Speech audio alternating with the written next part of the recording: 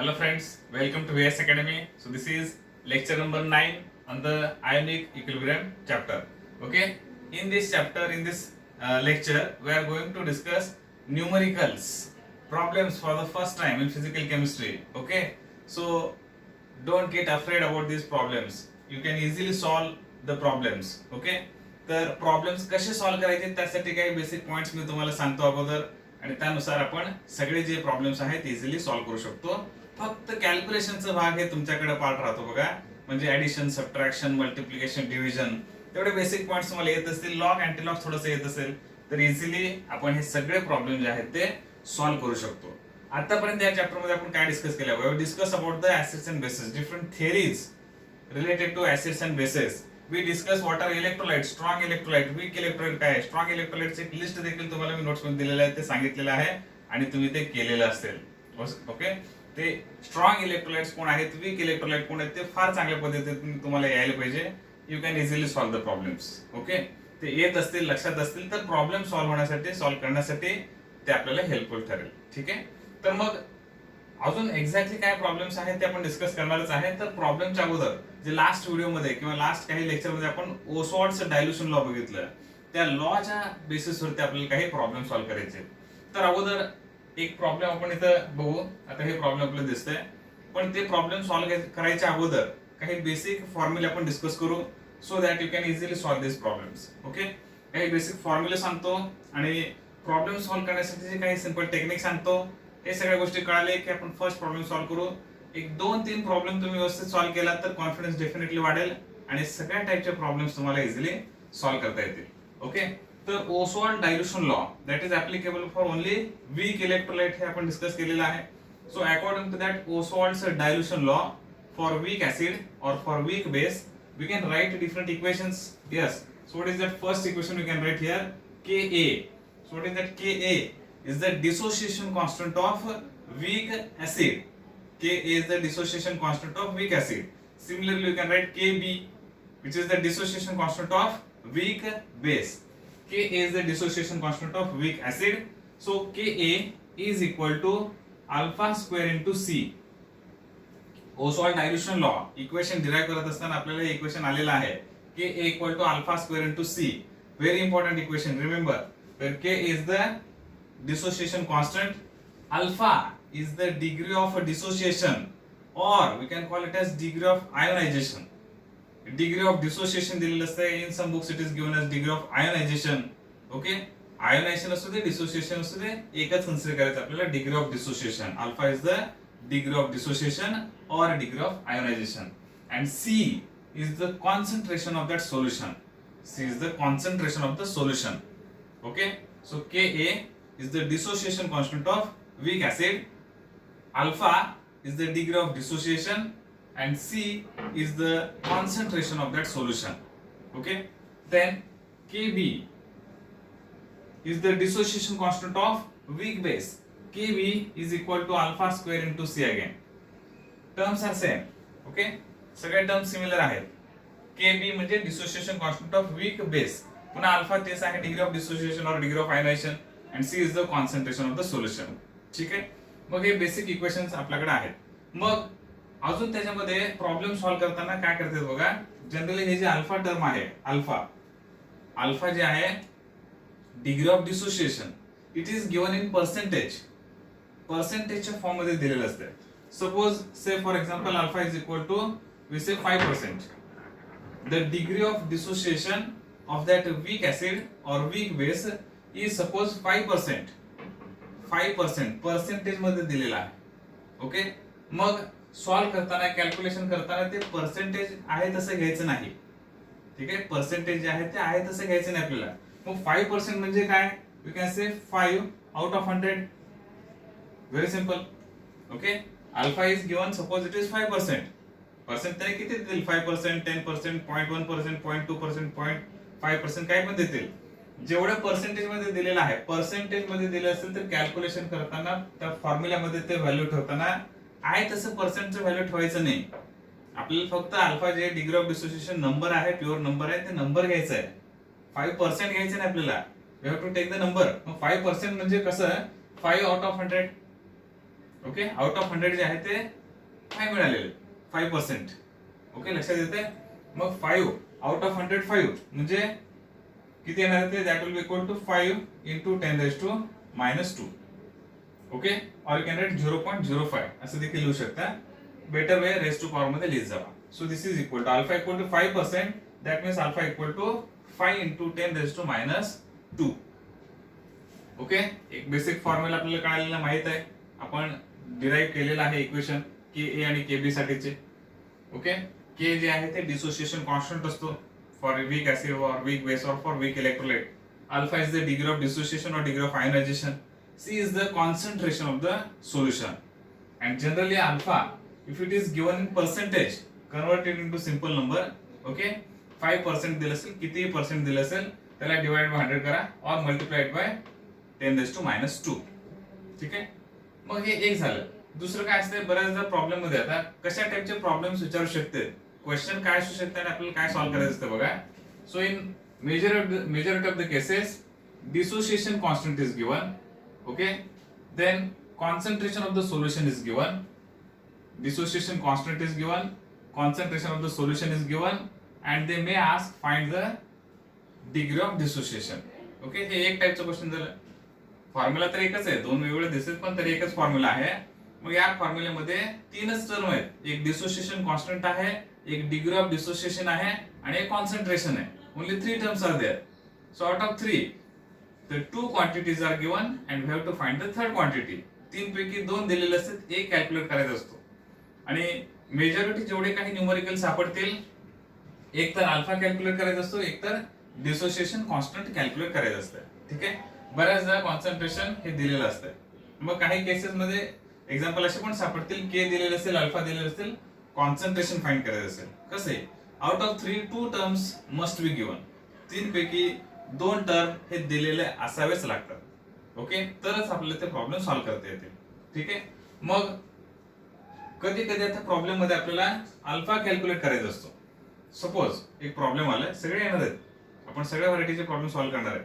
तर एक suppose problem आला, dissociation constant is given, suppose concentration is given, हे 2 टर्म दिलेले आहेत and they ask to find the alpha, that is degree of dissociation और degree of ionisation. मग degree of dissociation find करा म्हणलं तर हे दोन्ही दिलेत, व्हॅल्यू टाका, कॅल्क्युलेशन्स केला, अल्फा आपल्याला मिळतो. Sometimes they may ask calculate the percentage ionization और calculate the percent dissociation. Percent dissociation calculate करा म्हणते. मग आपले जे आन्सर आलेलं असतंय त्याला पर्सेंट मध्ये कन्वर्ट करावं लागतं. ओके, मग कसं करायचं ते प्रॉब्लेम सॉल्व्ह करताना आपण बघू. बेसिक तर एवढे पॉइंट आहेत. ओके, ह्याला सोडून याच फॉर्म्युलावरती डिपेंडेंट सगळे प्रॉब्लेम्स येणार आहेत. नोट्स मध्ये देखील मागे जे प्रॉब्लेम्स आहेत तुम्हाला प्रॅक्टिस साठी दिलेला आहे, भरपूर प्रॉब्लेम्स तुम्हाला या फॉर्म्युलावरती सापडतील. ओके, ते सगळे प्रॅक्टिस करा. त्याच्या अगोदर आपण इथे काही प्रॉब्लेम्स डिस्कस करू. So let us start with the first problem. थोडंसं सोबत नोटबुक पेन वगैरे घेऊन बसा. ओके, मी सांगत असताना त्याच्याकडे बघा, लक्ष द्या, समजून घ्या आणि स्वतः सॉल्व्ह करण्यासाठी ट्राय करा. ठीक आहे, तुम्हाला अडत गेलं तर बघत जावा व्हिडिओ, येत असेल तर तुमचं तुम्ही सॉल्व्ह करू शकता. मग कुठलेही प्रॉब्लेम सॉल्व्ह करताना, ओके, कोणताही problem, whether that problem belongs to physics, chemistry or anything, कुठल्याही सब्जेक्ट मधला असू दे, whenever we are solving a problem, first read the problem carefully, find the given quantities. Problem एक तर केअरफुली वाचा. Okay, जोपर्यंत सवय होत नाही आपल्याला थोडंसं, तोपर्यंत अगोदर केअरफुली प्रॉब्लेम स्टार्ट पासून एंड पर्यंत रीड करा. Read the problem carefully, then identify the given quantities.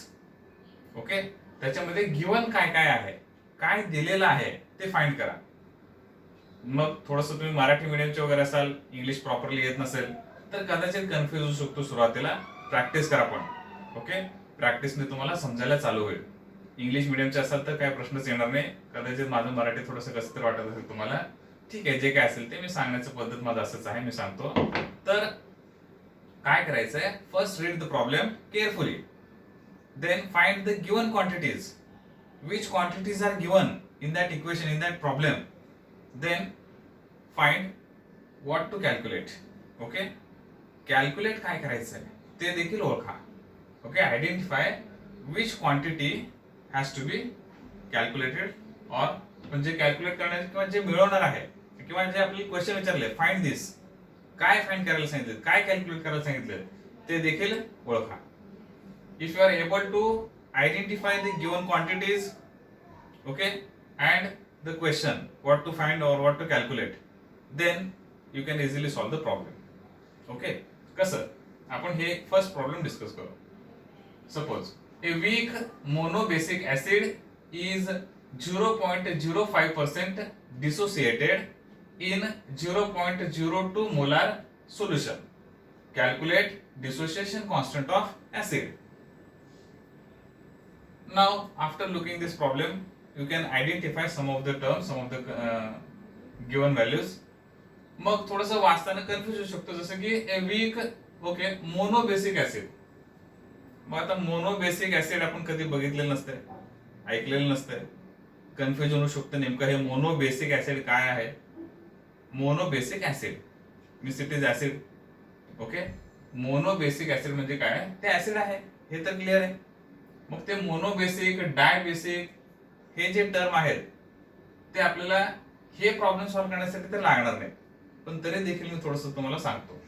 जसं की आता take an example, HCl. HCl is acid and it is monobasic acid. So why HCl is monobasic acid? Who decides mono or dibasic? That is decided by the number of H plus ion. Okay, ते जे acid आहे किती H plus देणार आहे. If it can give only one H plus ion proton, it is monobasic acid. If you look at another example, HNO3, that can donate only one H plus ion, so it is also monobasic acid. Monobasic acid. If you take the example of H2SO4, that can donate 2 H plus ions, so we can call it as a dibasic acid. मग monobasic acid म्हणजे 1 H plus देते, dibasic acid 2 H plus देणार आहे. हे basic असे छोटे छोटे point लक्षात घ्या, या प्रॉब्लेम मध्ये लागणार नाही आपल्याला.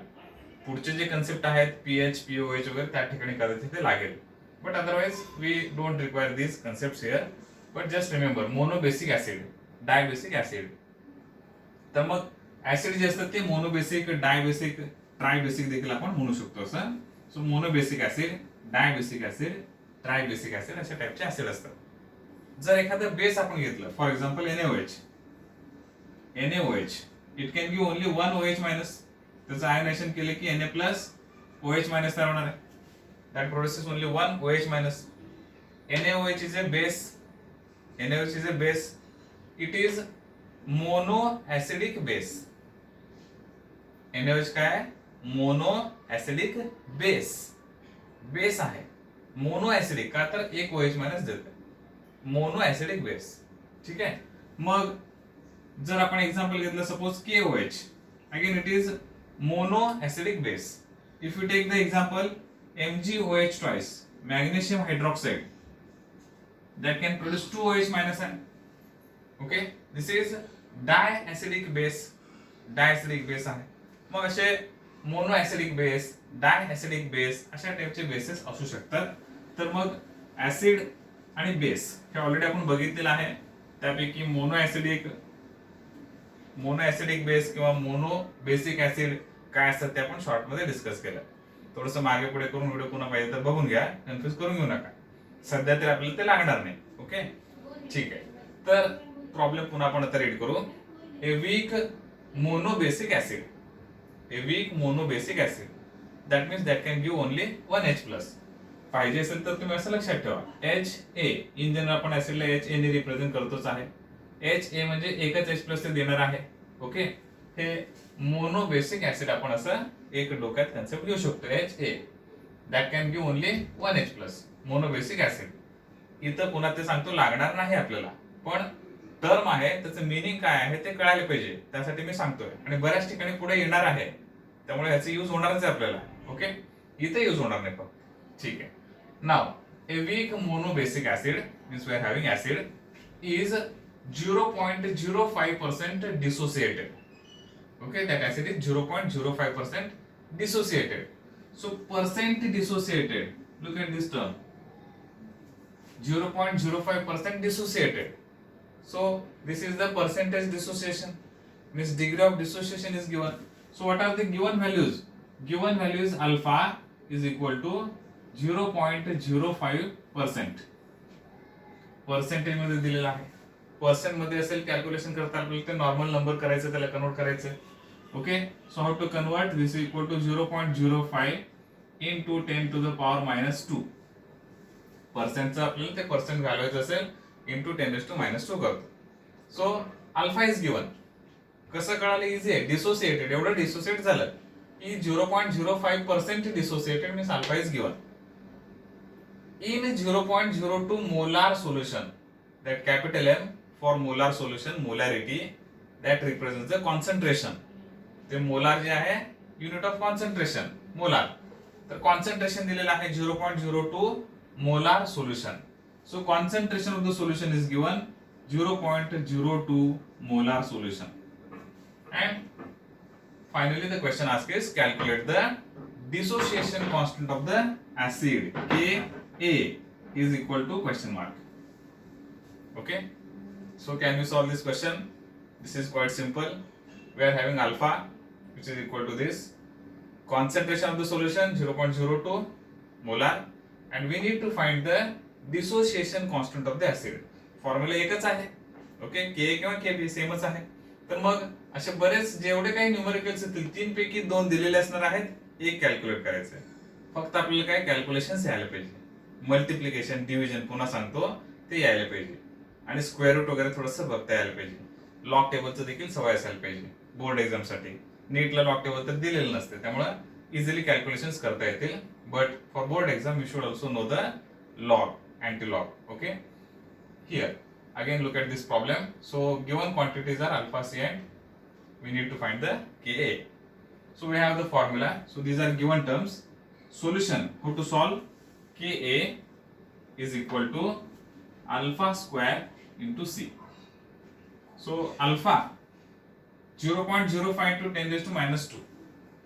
We can convert this number into another form. Okay, ह्याला मी कसं करतो बघा. हे जे आहे we can write this 0.05 आहे. Instead of 0.05 we can write 5 into 2 digits me राईटला shift केलेला आहे, त्यामुळे ह्याचं 10 raised to minus 2 येणार आहे, आणि हे ऑलरेडी 10 raised to minus 2 आहे. सो इथं 2 डिजिट शिफ्ट केलेला आहे. ओके, त्या डेसिमल पॉइंटला, त्यामुळे ह्याचं 10 raised to minus 2 आणि ह्याचं 10 raised to minus 2. We can write 10 raised to minus 4. So this number can be written in this way also, 5 into 10 raised to minus 4. 1, 2. त्याच्यामध्ये आपण तसं ऍड केलं तिकडे. मग हे डेसिमल पॉईंट शिफ्टिंगचं तुम्हाला यायला पाहिजे. येत नसेल तर डेफिनेटली थोडंसं बेसिक, कोण लहान असतील तर त्यांच्यासोबत डिस्कस करा, 10th पर्यंतचे कोण असतील तर त्यांच्यासोबत डिस्कस करा, तुम्हाला ते कळतील. ओके, फारच तुम्ही वीक असाल तर मग बघू, त्याच्यावरती एखादा व्हिडिओ आपल्याला तयार करावा लागेल. सध्या तरी कॅल्क्युलेशनचा भाग तुमच्यावरती मी सोडलेला आहे. लक्षात घ्या, मी जेवढं काही गोष्टी शक्य आहे तेवढं सांगत जातो. अदरवाईज तुमचं प्रॅक्टिस महत्वाचं आहे कॅल्क्युलेशनसाठी. ठीक आहे. So this is equal to 5 into 10 raised to minus 4. आता मी जे कॅल्क्युलेशन करणार आहे अशाच मेथडने तुम्ही कॅल्क्युलेशन करायला पाहिजे, कंपल्सरी नाही. तुम्हाला जे कॅल्क्युलेशनचे मेथड येतात, मल्टिप्लिकेशन, डिव्हिजन येते, त्या पद्धतीने तुम्ही ते सॉल्व्ह करू शकता. ओके, आन्सर बरोबर यायला पाहिजे. ठीक आहे. So alpha is equal to 5 into 10 raised to minus 4, and here concentration we can write this as 0.02. we can write 2 into 10 raised to minus 2. 1, 2. So 2 into 10 raised to minus 2. So put these values. Alpha 5 into 10 raised to minus 4 square into 2 into 10 raised to minus 2. So this is equal to square of 5 is equal to 25 into 10 raised to minus 4 the square, that will be 10 raised to minus 8 into 2 into 10 raised to minus 2. So that will be equal to 25 into 2, 50 into 10 raised to minus 8 minus 2 minus 10. Okay, and that will be, we can write easily 5 into 10 raised to minus 9. 50 मधले एक 0 काढला, तिथले एक 0 कमी झाला. So 5 into 10 raised to minus 9. So what is this value? It is the dissociation constant. हे जे आपल्याला फायनली मिळालेलं आहे ते डिसोसिएशन कॉन्स्टंट मिळालेला आहे. ठीक आहे, बघा 1-2 मिनिटात कॅल्क्युलेशन्स बघा, चेक करा. ओके, फायनल आन्सर आपला आलेला आहे. ठीक आहे, तर सिंपल एक्झाम्पल तुमच्या बोर्डच्या टेस्टमध्ये दिलेला आहे, सॉल्व्ह करून दिलेला आहे, ते आपण सॉल्व्ह केलेला आहे. ठीक आहे, तर नेक्स्ट प्रॉब्लेम मध्ये आता काय दिलंय आणि काय कॅल्क्युलेट करायचं ते तुम्हाला समजते का बघा. ओके, मी प्रॉब्लेम दिलेला आहे तुम्हाला ऑलरेडी. आता you can check that problem. Okay, read करा आणि रीड करून काय करता येते का बघा. गिवन काय आहे चेक करा. acetic acid is 5% ionized. Acetic acid is 5% ionized means given is alpha is equal to 5%. Percent नको आपल्याला कॅल्क्युलेशन करताना काय करायचं, that is equal to 5 into 10⁻². Alpha is equal to एवढं मिळालं. ऍसिटिक ऍसिड दिलाय. Okay, 5% ionized, alpha equal to 5%, 5 into 10⁻². In its decimolar solution. असं फसवते, टेन्शन देते. In its decimolar solution. So what is that? Decimolar solution. Given is concentration, molarity. Concentration is given. पण किती? 1 molar, 2 molar, 0.5 molar, 0.02 molar किती? Decimolar, remember always deci means 0.1. Okay? Deci means 0.1. So 0.1 molar solution. Decimolar म्हणजे 0.1 molar. मग काही numericals मध्ये तुम्हाला ते semi molar असं दिसेल. Semi molar that means 0.5 molar. In some problems you may come across the term centimolar that means 0.01. Okay, this is decimolar solution, semi molar solution, centimolar solution. ठीक आहे, सांगितलं मी कुठे कसे आले तर तुम्हाला कॉन्सन्ट्रेशन लक्षात यायला पाहिजे आता. Okay, so acetic acid is 5% ionized in its decimolar solution. So concentration of solution is 0.1 molar. Okay, आम्ही कसं ओळखणार मी सांगितलं आता, लक्षात ठेवा, त्यानुसार ओळखायचं. डेसिमोलार 0.1, डेसी 0.1 असतो, सेंटी 0.01, सेमी हाफ असते 0.5 मोलार. Okay, so concentration. मग alpha is given, concentration is given. Again calculate the dissociation constant of the acid means we have to find Ka. Again we have the formula. 2 value दिलेले आहेत, एक value calculate करायचं आहे. याचं calculation कसं येणार आहे. Ka is equal to alpha square into C. Alpha square मग 5 into 10⁻² square into C is 0.1. Okay, or you can write 10⁻1. 0.1 ला आपण 10⁻1 लिहू शकतो. So this will be equal to 25 into 10⁻4 into 10⁻1. So this is equal to 25 into 10⁻5, or you can write 2.5 into 10⁻4. एक point इकडे shift केलं, rest power मध्ये कसं changes होतो हे तुम्हाला माहित असायला पाहिजे बघा. ओके, मग तरी देखील थोडक्यात म्हणलं तरी कसं आहे बघा. 25 ला मी 2.5 into 10 असे लिहू शकतो. ओके, इंटू 10⁻5 ते ऑलरेडी होतं. तर 25 ला फक्त मी स्प्लिट करून असं लिहिलं तर 10 to the power 1 येत आहे. ओके, मग ते वरचं ऍडिशन केलं 1 -5 -4 येतो. तरी मी सांगितलं ते तुम्हाला येत असेल तर फार छान आहे. 2.5 into 10⁻4 that will be the dissociation constant. Okay, लक्षात यायला आपल्याला. सिंपल आहे, कॅल्क्युलेशन्स पण इझी आहेत. ओके, आणि हे जे आहे तुमच्या बोर्डच्या टेक्स्ट मध्ये एक्सरसाइज मध्ये दिलेलं क्वेश्चन आहे. ठीक आहे, ह्याच्या अगोदरचे जे सॉल्व्ह केलेलं होतं, बोर्ड टेक्स्ट मध्ये एक्सरसाइज मध्ये दिलेलं क्वेश्चन आहे ते आपण सॉल्व्ह केलेलं आहे. ओके, सिंपल आहे. ठीक आहे, हे पुढेपर्यंत नेक्स्ट प्रॉब्लेम ऍड करतो, चेक करा.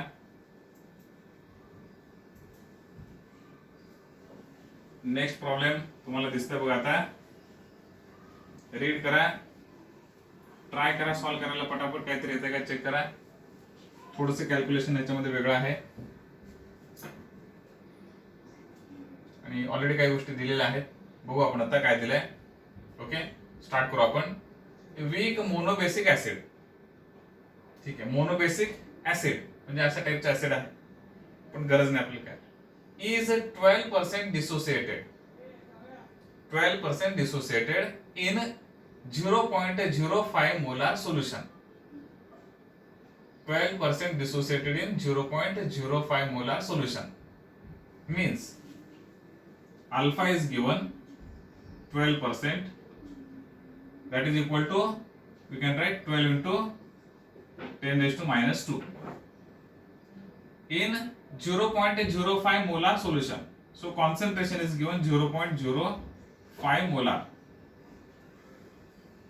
ओके, मग पुढे काय दिलं बघा. What is percent dissociation in 0.15 molar solution. What is percent dissociation means again we have to find alpha. Alpha तर दिलेला आहे, परत अल्फाच विचारले. इथे डिसोसिएशन कॉन्स्टंट विचारले का नाही. मग इथं काय बघा, काय करायचं नीट समजून घ्या. काय सर मग असे तसं ते विचारलं, आता असं विचारता म्हणजे काय, प्रॉब्लेम तसे आहेत. आपल्याला डोकं थोडंसं यूज करायचंय. काय दिले ते बघून घ्या. Alpha and concentration are given. ठीक आहे, तिथपर्यंत छान वाटतंय. पुढं व्हॉट इज पर्सेंट डिसोसिएशन म्हणजे पुन्हा अल्फा विचारले. आता एक अल्फा दिला, एक विचारला असं आपण म्हणू शकतो. One alpha is given, suppose alpha 1 is given and alpha 2 is asked. Okay नाही, एक दिलेलं आहे, दुसरं विचारलेलं आहे. That is also possible. Alpha 1 is equal to 12%, that is 12 into 10 raised to minus 2. Concentration हे अल्फा 1 कधी आहे, एवढं पर्सेंटेज डिसोसिएशन कधी आहे, कुठल्या कॉन्सन्ट्रेशन मध्ये, in this concentration of solution. मग सुरुवातीचं concentration C1 is equal to, we can write 0.05 molar.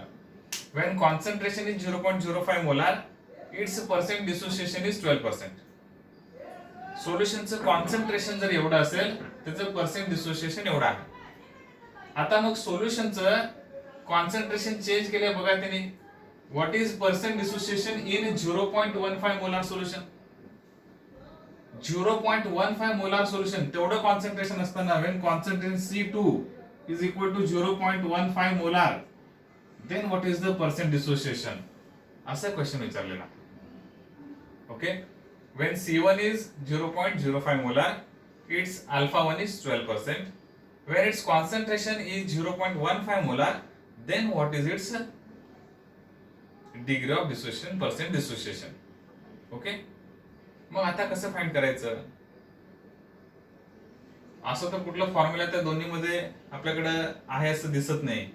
Okay नाही, सगळ्या गोष्टी दिलेल्या असतात. ऍसिड सेम आहे. ऍसिड कोण आहे, एक कुठलं तरी